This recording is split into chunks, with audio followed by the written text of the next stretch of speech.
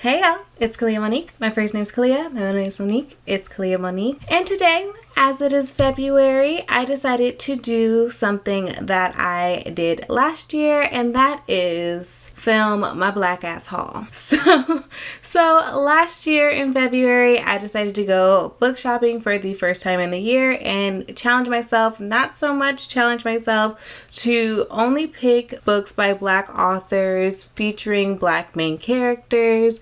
And it was a lovely surprise of what I ended up gravitating towards and just the variety of amazing reads that black authors are writing currently. I definitely moved outside of my comfort zone a lot last year, and from the books that I read, it was a great decision on my part to go outside my comfort zone. So I'm going to try and get through this video as fast as possible because I actually have a flight I need to catch. I'm going out of town for work, and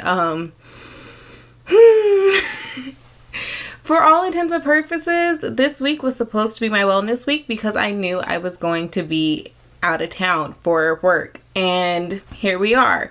I am filming this video the day before I need to leave, and I need to edit it as well. The night before I leave, and I need to edit it as well. So I probably will be sleeping on the plane because oh my goodness. Like I got to film and edit and post my black ass haul in Black History Month. This is the month that we celebrate the black excellence and contributions and greatness of black people in America. Now, of course, we know all year long I'm my black ass self. It's just a little special thing. It's like a hug. I love it so much. Also, because I will be getting on a flight in a few hours, I am not wearing makeup, and while I normally would do it out, I really enjoy the makeup process before filming. No, if I can get any bit of sleep tonight, that would be great, because the flight is not a full 8 hours, and I would like to have cumulatively 8 hours of sleep. Let's get started.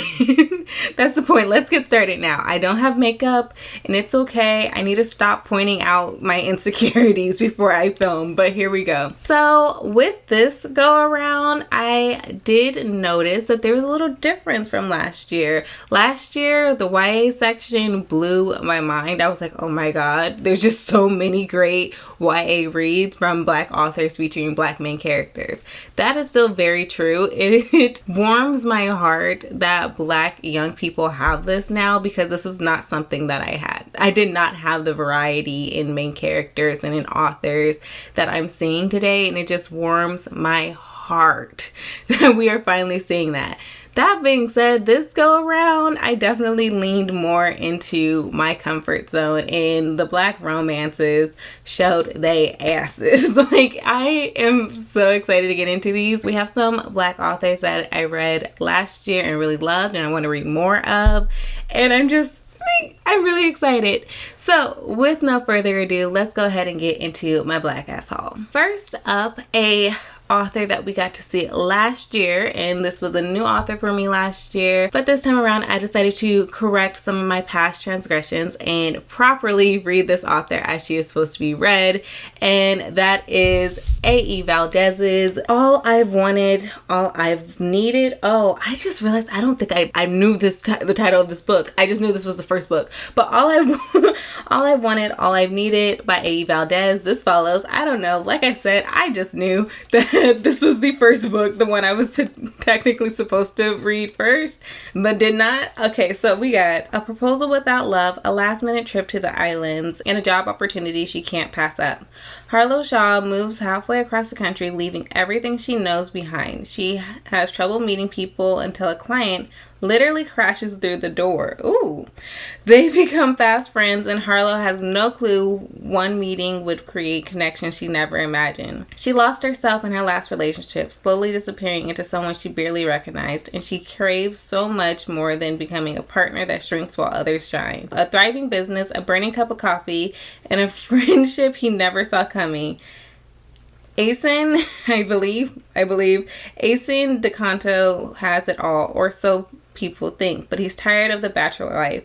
He isn't a people's person, doesn't really gain much from being around in the social scene, hey. But he meets a woman who brightens his day and his nights. Eventually, he realizes he doesn't want to live without her. He knows she has a past. He realizes that leaving it all behind is easier said than done. But can he let her go if she can't move forward? Okay, I really like this. I really like this so far. And Asen already sounds like he is pulling on my heartstrings. I'm very excited to read some of Asen. And I do believe that there's another book following Harlow and Asen, which tells me that the author really loved these characters and she just had to return.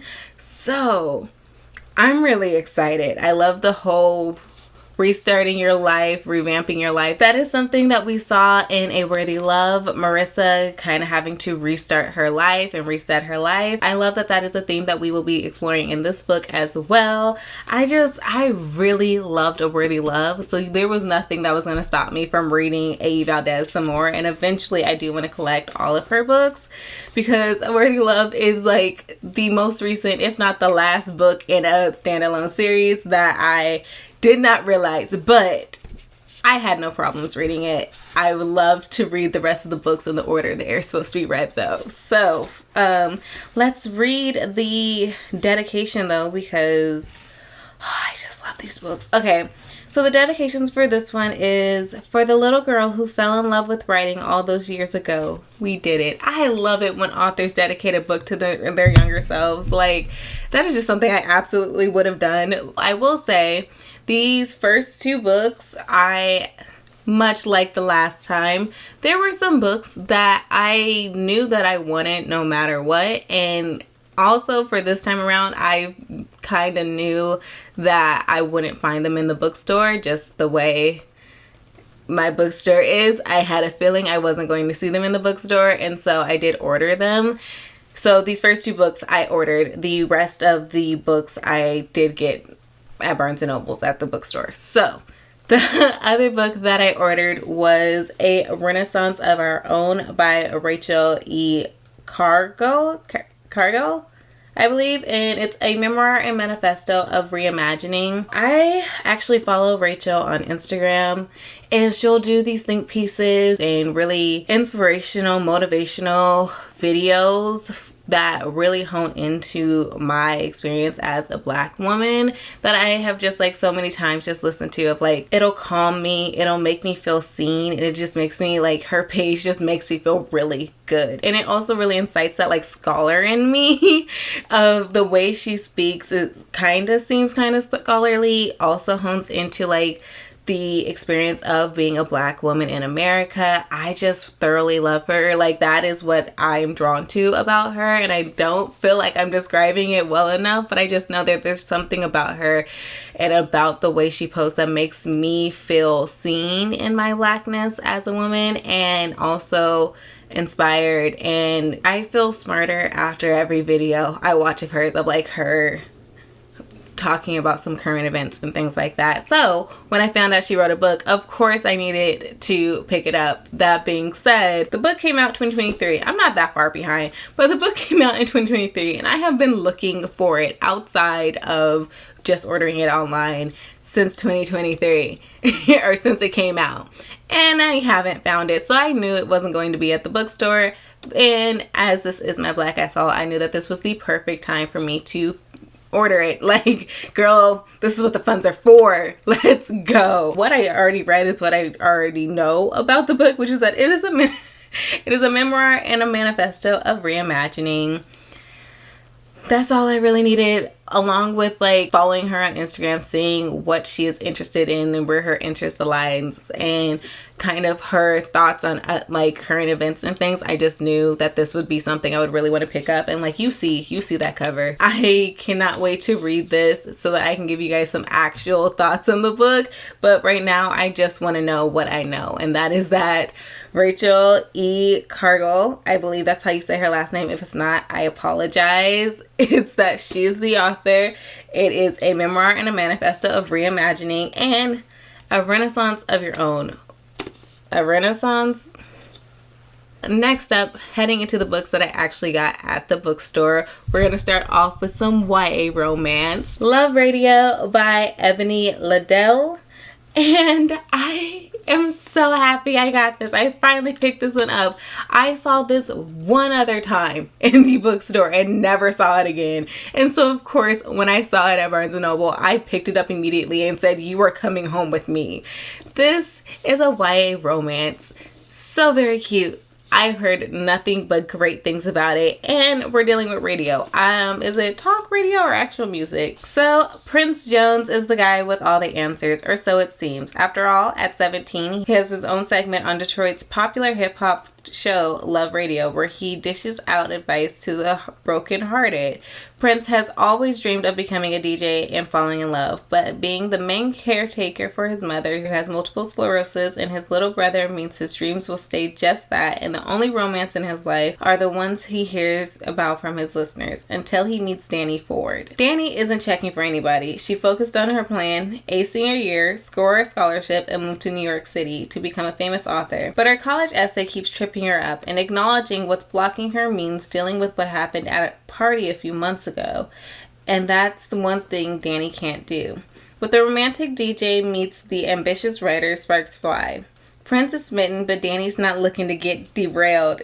She gives Prince just 3 dates to convince her that he's worth falling for. 3 dates for the love expert to take his own advice and just maybe change 2 lives forever. Oh, that's so cute. Very nervous for Danny and what happened a few nights ago, or however I just said that. Nervous about that. I will keep you guys posted on any content warnings if need be. I will suggest you looking it up yourself. I'm nervous, not that nervous. I'll be able to read it. I know that that's not going to be a problem for me, but this sounds so cute. I love it when the guy falls first. I love it when the guy is the really romance heavy one. It does something to my heart. This is just so cute. It's very much giving, not even, because I was going to say Danny Brown, but he was a little grumpy, except for her. Except he was also like a little teddy bear. I don't know. I'm kind of, yes, no, maybe so. I'm very, very excited is all I know.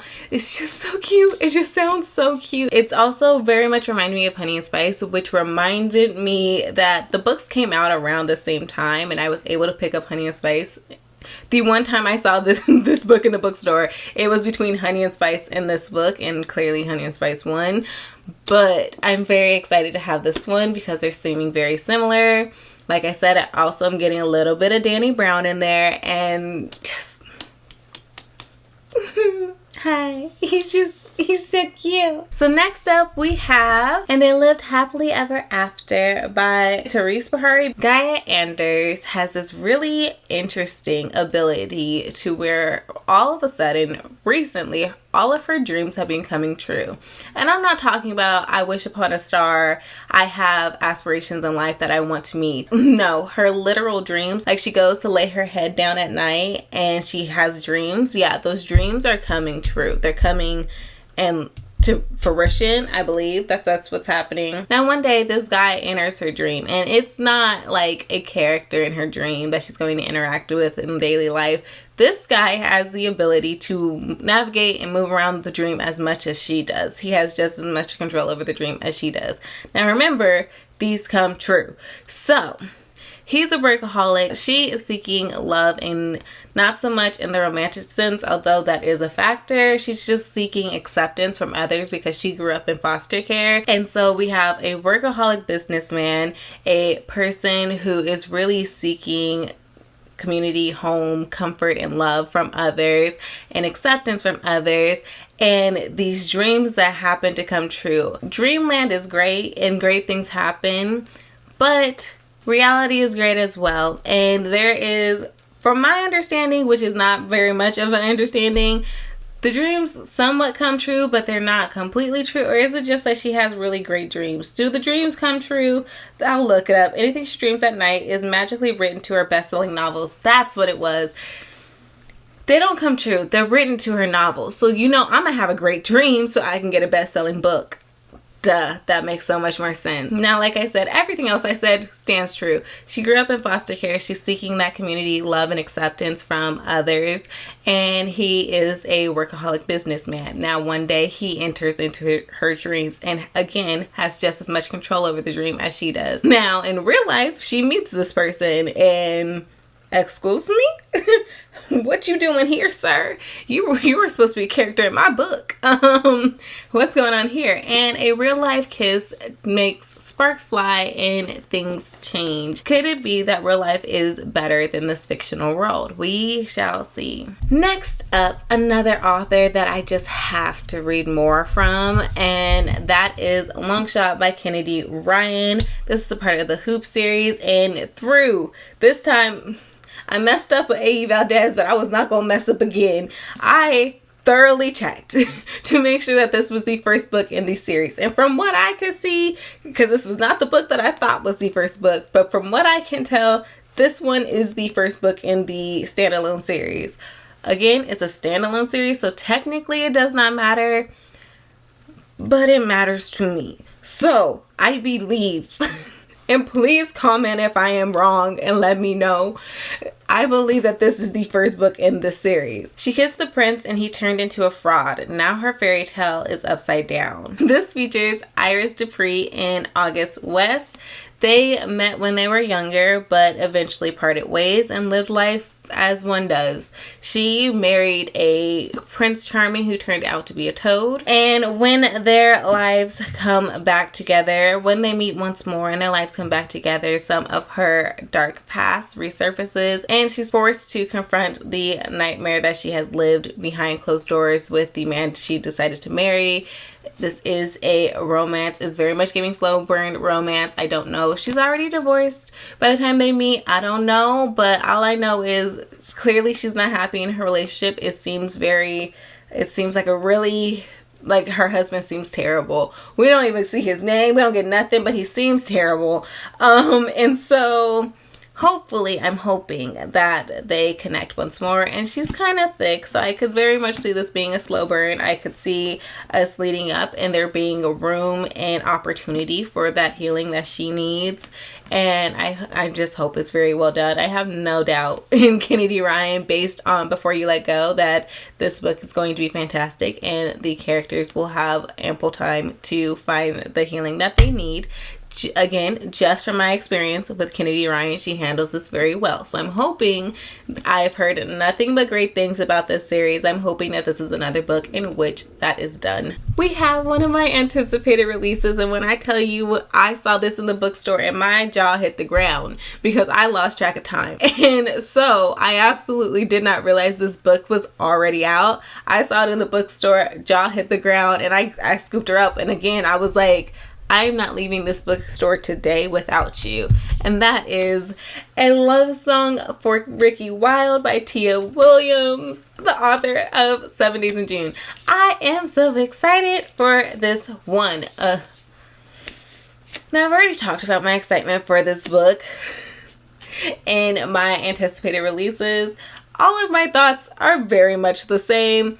This is the author of 7 Days in June. I read this book with my sisters last year and thoroughly enjoyed it. I read 7 Days in June last year with my sisters and thoroughly enjoyed it. There are some things I would have preferred to be expanded on, but for the most part, I really enjoyed the book and I loved the writing of the book especially. So, I'm very excited to read more from Tia Williams. With her anticipated release here, of course I needed to pick it up. I'm not gonna lie, I just go to my anticipated releases video because I had a way better understanding of this book then than I do now. And I don't even think I had that great of an understanding of the book then. But I read the synopsis when I came home. My sister came to visit and she was like, what books did you get? Because she knew I was going to the bookstore.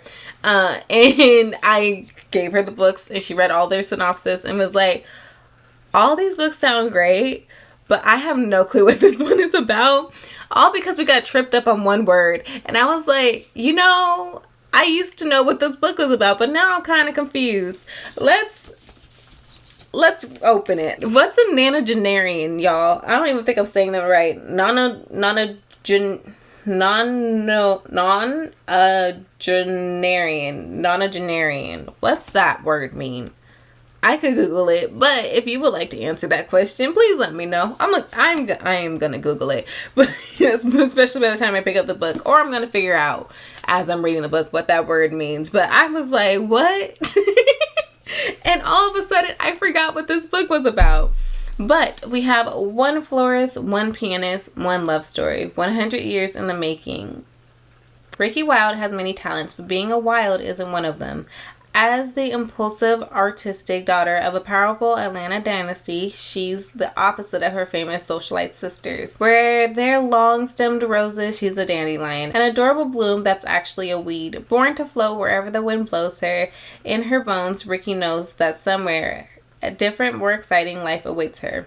When a regal nonagenarian Miss Della invites her to rent the bottom floor of her Harlem brownstone, Ricky jumps at the chance for a fresh beginning. She leaves behind her family, wealth, and chaotic romantic decisions to realize her dream of opening a flower shop in New York City. And just beneath the surface of her new neighborhood, the music, stories, and dazzling drama of Harlem Renaissance still simmers. One evening in February, as the heady, curious off-season scent of night-blooming jasmine fills the air, Ricky encounters a handsome, deeply mysterious stranger who knocks her world off balance in the most unexpected ways. Set in the backdrop of contemporary Harlem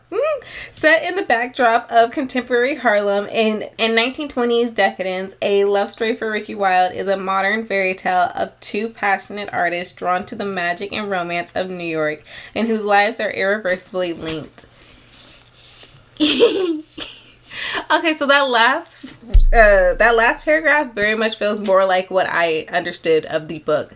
The backdrop of the Harlem Renaissance, two creative people finding their way to them. One is a musician, one is a florist. Like, that felt more like what I understood of the book originally.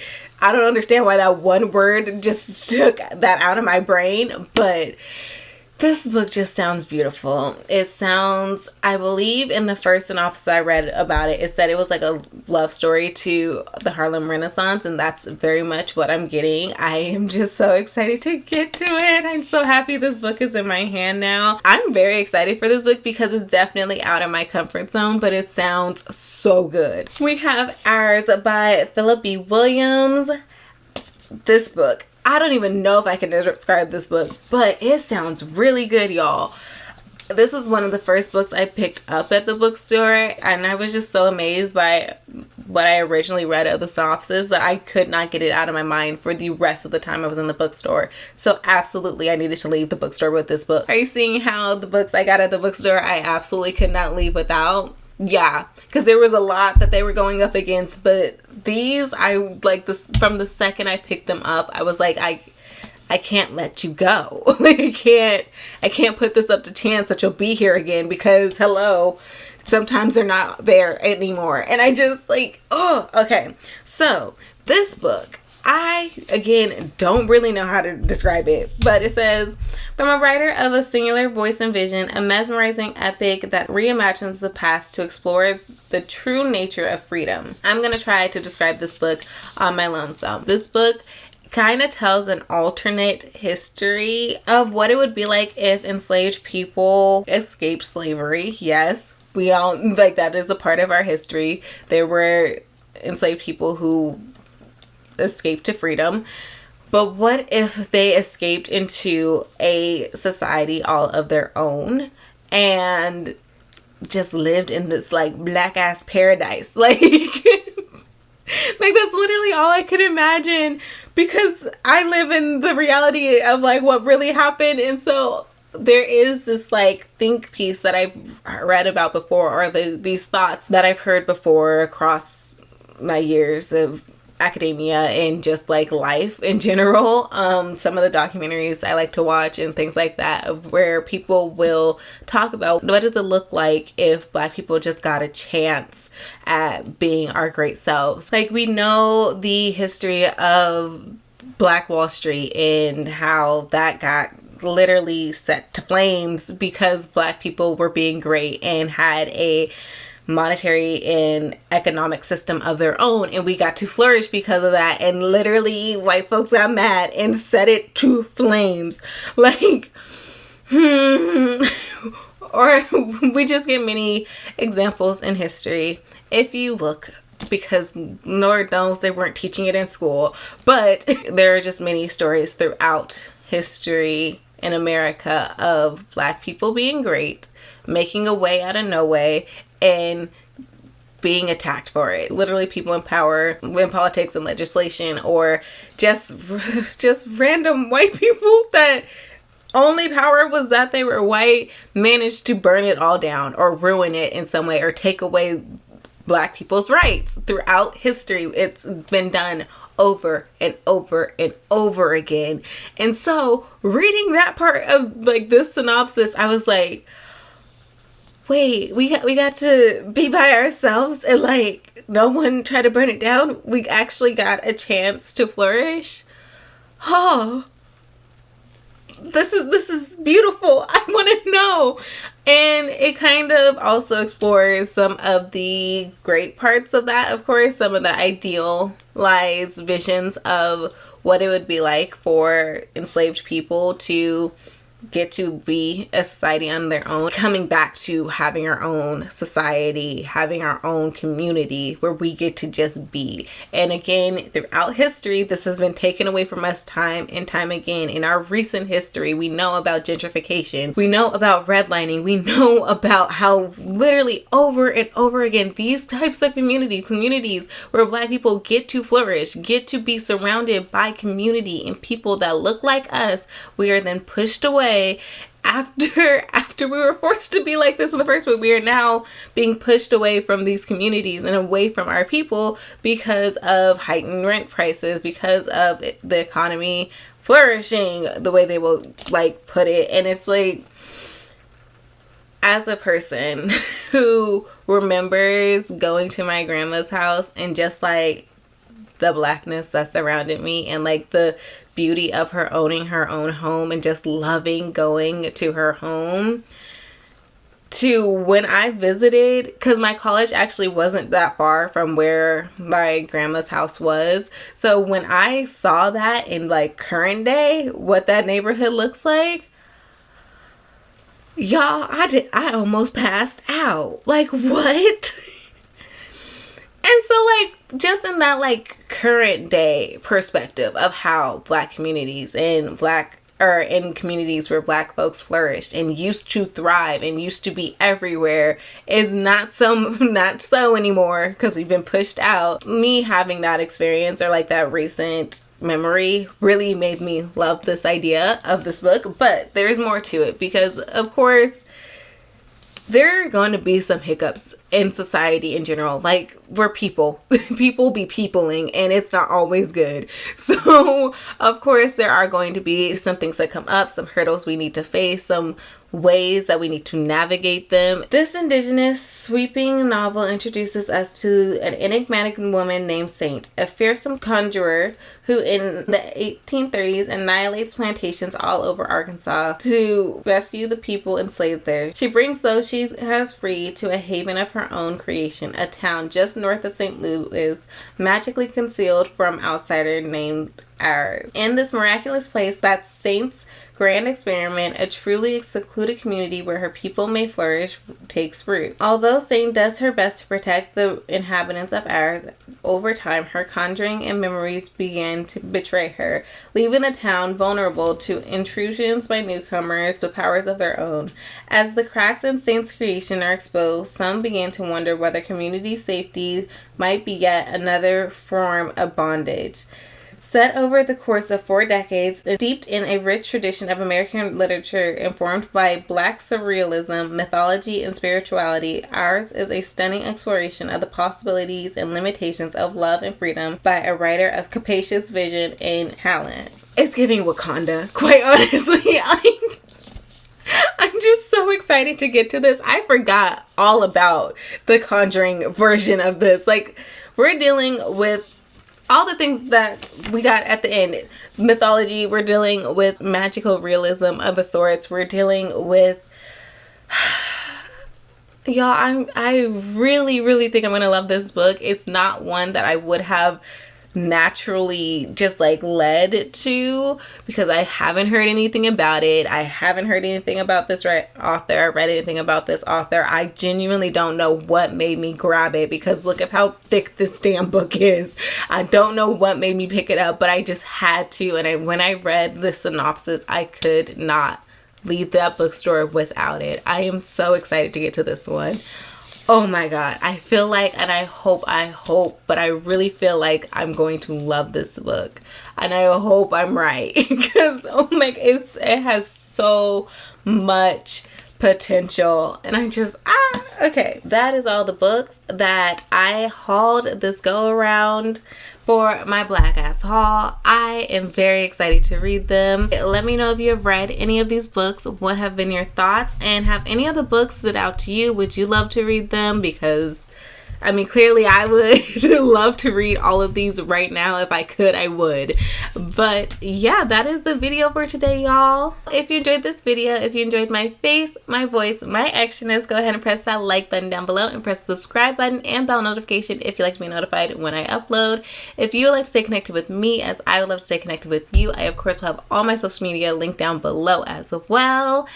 And if you're interested in supporting this channel further, I will have my Amazon wish list and my Etsy shop linked down below as well. If you would like to leave a comment, of course, let me know what books that I've hauled you have read, or which books you're interested in reading that I've hauled. And if you do not have any words to comment, but you would still like to send some support in the comments section, of course, leave a sunflower down below, and that will let me know that you made it this far in the video. And thank you, by the way. With that being said, I do believe that is everything, although I am probably forgetting something, because I always forget something. But bye, guys.